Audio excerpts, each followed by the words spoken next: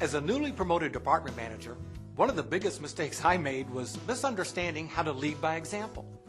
Now, don't get me wrong, I still believe in leading by example. I just took it a little too far. You see, as a regular employee, I often felt my managers didn't do their share of normal everyday work. Now, maybe all employees feel that way, I don't know. But when I got promoted, I didn't want my employees to think of me like that. Therefore, I decided I was going to work harder than any other employee, and I wouldn't ask anyone to do something I wasn't willing to do myself. I thought once they saw how hard I worked, they would join in and follow my example. I assumed this was the way to be a successful manager. Well, it took me a while to learn my lesson, but things didn't quite work out the way I expected. Oh yes, my employees saw how hard I worked and how quickly I moved to make sure things got done. But what did they do? Well, since all the work was getting done, they just continued at their same speed and let me keep working as fast as I could go. In fact, although I was never able to prove it, I think a few of them actually slowed down just to see how much faster and harder I could go. And of course, since I wanted to prove I, the new manager, could handle the situation, I kept going as hard and as fast as I could. I understand now this situation isn't as uncommon among retailers as it may seem. A hard, fast-working employee is promoted to manager because, well, he was hardworking and able to get so much accomplished.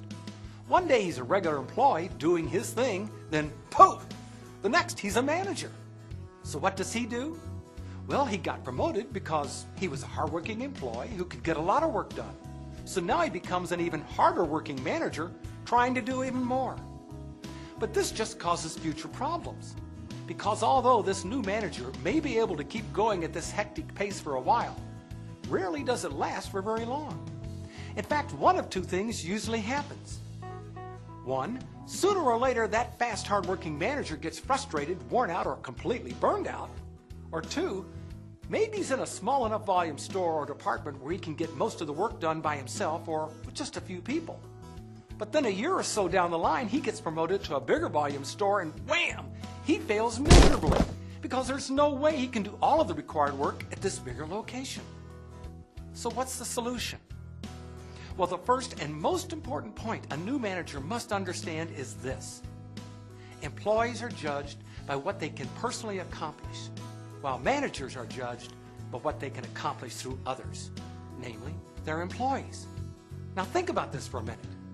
As an employee, we're judged by how well we personally do a job, how well we unload a delivery or work a grill or take care of a counter.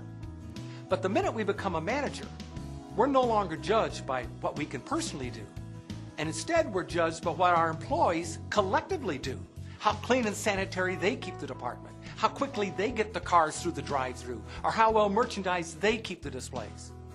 What we need to understand is once we become a manager, it stops being about what we do and becomes more about what we can get done through our employees. Therefore, our job as a manager is to help our employees do their jobs as well as possible.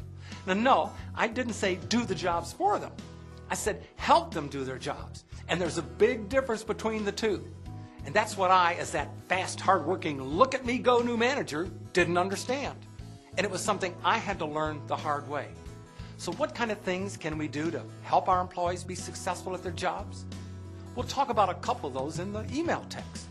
But right now, just remember, as a manager, your success or failure depends completely on how well your people perform. You can't do it for them. You have to do it through them. And that's what being a manager, and more important, about what being a leader is all about. Think about it. I'm Buck Jones.